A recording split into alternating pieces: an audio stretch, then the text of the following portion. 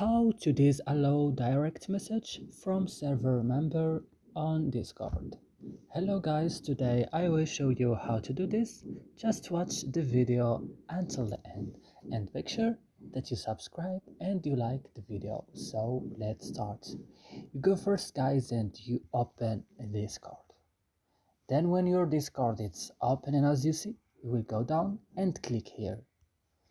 Then when you click here guys, you will just go to privacy and safety and click on this option.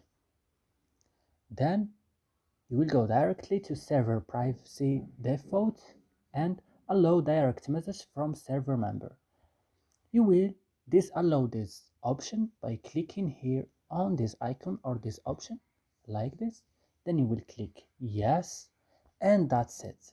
So I hope these videos have found useful for you guys.